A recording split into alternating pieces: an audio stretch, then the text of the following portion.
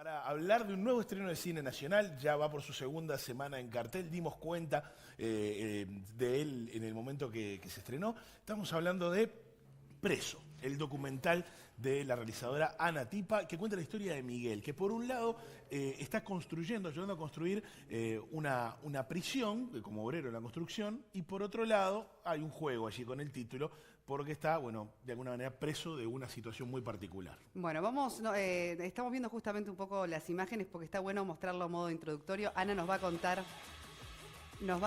justamente a propósito de la vida de su protagonista, porque además ella va a la cárcel de Rivera para hacer otra cosa y el proyecto después se transforma al conocer a Miguel.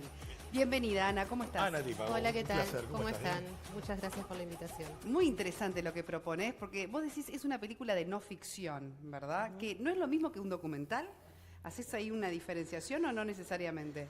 Este tema lo hemos tratado ya varias veces porque parece que a pesar de que es una definición que ya está acuñada, ha levantado una cierta inquietud aquí en los medios.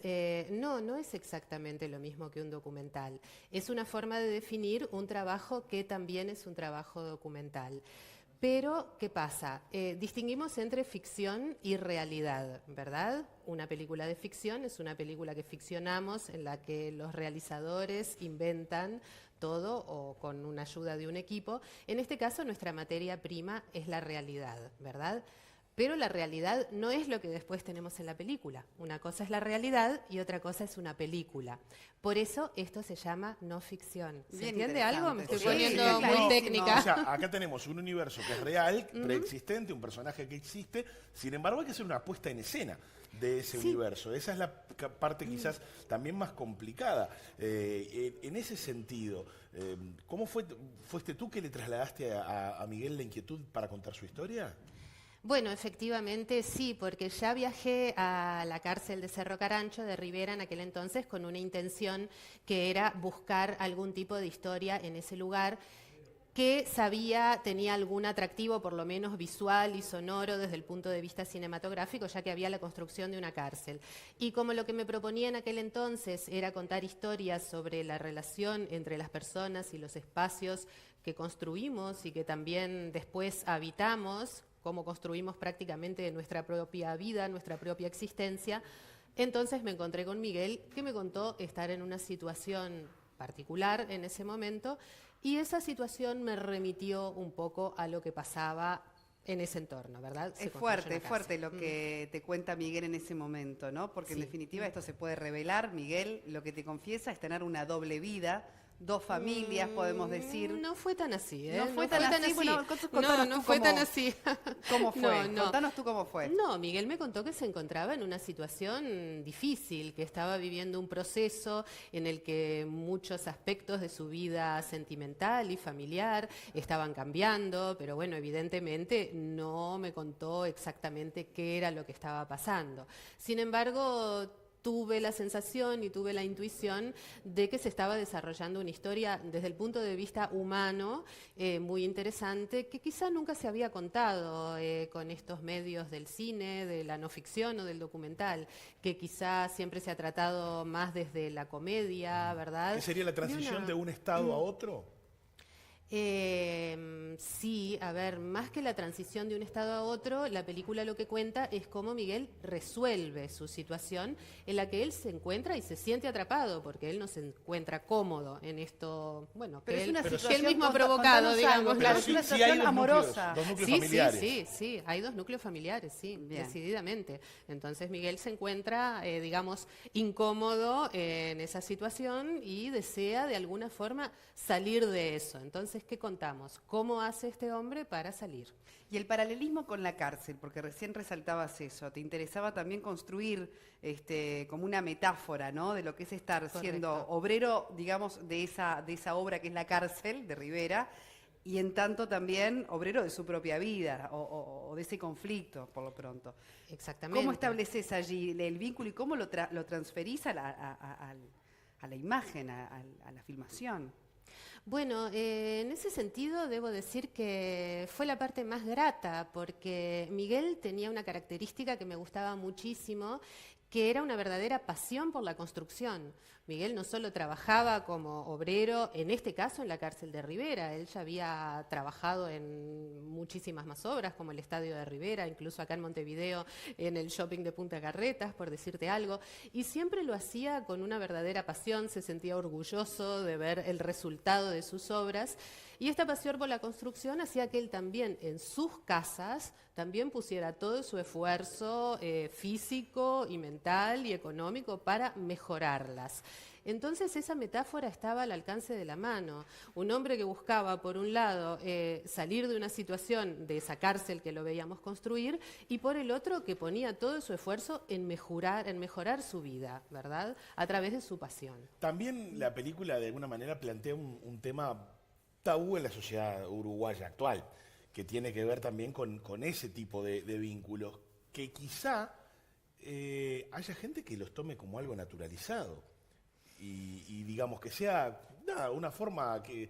¿A digamos, qué te referís? Claro, aceptada o consensuada por algunas partes, a veces no, digo, pero que ese tipo de vida que nosotros decimos, che, no puede ser. ¿Pero qué tipo de vida? Porque no estamos diciendo... estamos hablando de dos núcleos familiares, Claro, Sole. Estamos hablando de una tener persona, dos familias, un elemento común, que en este caso es Miguel, con dos familias. Que quizás, bueno, nosotros lo vemos en la película y decís, uy, esto parece ficción. En realidad, capaz que en el interior profundo o incluso en la capital es una situación un poquito más corriente. A ver, creo que es una situación tabú y al mismo tiempo relativamente corriente en muchos ámbitos, no solo en nuestro país. Por lo que he conversado con muchísimas personas, sobre todo de nuestro continente, ¿verdad?, latinoamericano, sí, como está señalando, hay muchas situaciones en las que esto se transforma en un acuerdo tácito, pero ¿qué pasa? Del que no se habla, ¿verdad? Que no se dice, se mantiene en una especie de nebulosa turbia en la que se sabe pero no se sabe, ¿verdad? Entonces, en este caso, ¿qué pasa? Llega un momento en el que nace una voluntad de decir, ¿verdad? En el momento que se dice, en el momento que se verbalizan las cosas, yo creo que surge una especie de verdad, ¿verdad? Y eso permea como toda nuestra vida. Hay una verdad, todos sabemos. Es curioso porque mientras construye, en este caso una cárcel, quiere escapar. O sea, está construyendo donde se recluye para tratar de escapar de otra prisión, por apelar a una metáfora más directa. Exacto, por eso te decía que en ese sentido fue relativamente fácil llegar a construir la película de esa manera, porque estaba prácticamente a la mano. Bueno, y ¿verdad? Miguel, que es un hombre de la vida real, no es un actor, No. que bueno, lo conoces realmente trabajando en la obra de la cárcel de Rivera. ¿Cómo fue para él la experiencia de sentirse protagonista y de convertirse en el protagonista, en definitiva, de la película? ¿Cómo fue, digamos, además el acuerdo con él, ¿no? De hasta dónde su vida se ve expuesta. ¿Cómo fue, digamos, el vínculo que estableciste con Miguel? Bueno, efectivamente, Miguel no es un actor. Sí, como cualquiera que se encuentra frente a una cámara, se representa a sí mismo de la forma que él considera adecuada. ¿Cómo llegamos a ese acuerdo? Yo creo que a través de un interés común. Porque creo que tanto como él como nosotros, teníamos intereses puestos en esa película, ¿verdad?